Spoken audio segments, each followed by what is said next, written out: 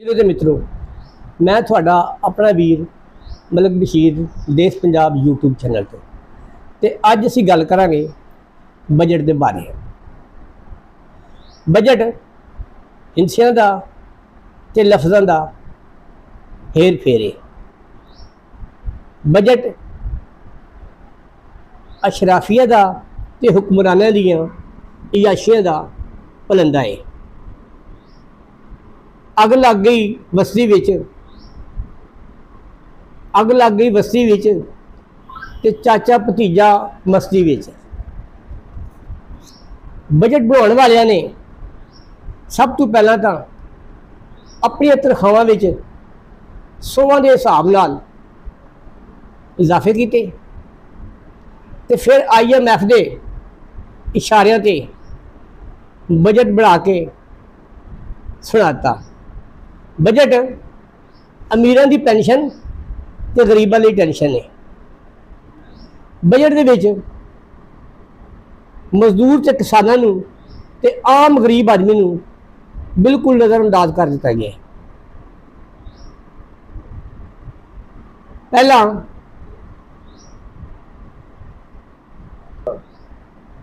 3 सालां विच मुल्क दे सिर 32,500 अरब का कर्जा होर चढ़ाता। ना कोई पुछण वाला ते ना कोई दसण वाला।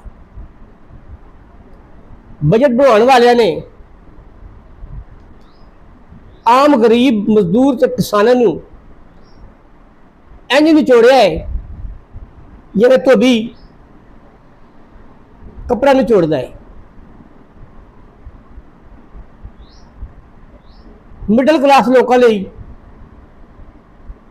सुजुकी 800 सीसी आल्टो इतने भी 18% टैक्स लाता है। तो इदा फिर छोटी गड्डियां महंगी हो गई। पहले सोलर से 18% टैक्स, ऑनलाइन खरीदारी से 18% टैक्स, सरकारी मुलाजमां की तनख्वाहां में 10% इजाफा ते पेंशन होल्डरां की पेंशन में 7% इजाफा किया। ते नाल एक होर भी शिक लाती कि पेंशन होल्डर के मरण तो बाद उसकी बीवी उसकी घरवाली नूं 10 साल तक पेंशन मिलेगी। उस तो बाद पेंशन खत्म शुद्ध। और कोई शर्म करो, कोई हया करो। अगे देखिए तो वजीर खजाना ने जिस झटाई नाल बेशर्मी नाल झूठ बोलिया है, उसकी मजम्मत साहबजादा हामिद रज़ा ने कुछ इंज की है। साहबजादा हामिद रज़ा ने आख्या है कि इन्होंने झूठ बोलने का ठेका ले लिया है। तो ये झूठे ही नहीं, ये ढेर कूड़े ने। साहबजादा हामिद रज़ा होरा मजदूरों ते किसानों की नुमाइंदगी करते हुए इस बजट की मजम्मत की है तो इनू रद्द किया वा। इन्होंने अपने शाही खर्चे नहीं मुकते। वजीर आजम लई चाह बिस्किटां का खर्चा 50 करोड़ 54 लाख। वजीर आजम के अलले तलले बशीरां लई 6 करोड़ 31 लाख। वजीर आजम के मुआवने खसूसियां लई 11 करोड़ 34 लाख। अगे देखिए तो चैरिटी लई खैरात 22 लाख। खैरात भी असी अपने बोझे चो नहीं देनी, वो भी असी खजाने चो देनी है। तो कैबिनेट का खर्चा 68 करोड़।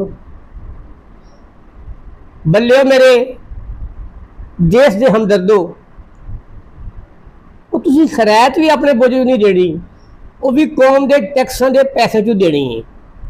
ਤੁਸੀਂ ਬਹੁਤ ਕੌਮ ਦੇ ਹਮਦਰਦ ਹੋ ਯਾਰ। ਤੁਹਾਡੇ ਵਰਗਾ ਹਮਦਰਦ ਤੇ ਦੂਰਬੀਨ ਲਾ ਕੇ ਲੱਭਣ ਲੱਗੀ ਤੇ ਫਿਰ ਵੀ ਨਹੀਂ ਲੱਭਣਾ।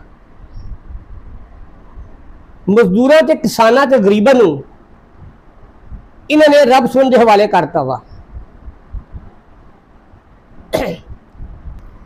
मेरा प्यारा मुल्क इस वेले ये सूरत हाल है कि गरीबों के टैक्सां नाल अमीर पलदे पे ने ते गरीब मरदे पे ने। मजदूर किसानां ते गरीबों की सेहत लई होल शाफी, मजदूरों ते गरीबों ते किसानां की तलीम लई रब्बे जिदनी इल्मा। गरीबों ते किसानों के रोटी टुक लई जे उन्हें भुख लगे तो फिर वल्लाहु खैरुर राज़िकीन। वाह जी वाह। इस तो बाद शुक्र अल्हम्दुलिल्लाह पढ़न तो यह कहन इन्नल्लाह मा साबिरीन। जे बजट ते तबसरा थानू चंगा लगे या फिर थोड़े दिल में कोई हौल होवे तो पानी का गिलास पी लेना। हुक्म अल्लाह दे नाल जुड़े रहियो साढ़े नाल ते रखियो अपना खास ख्याल। रब राखा। जीवे जीवे पाकिस्तान, जीवे सोना देश पंजाब।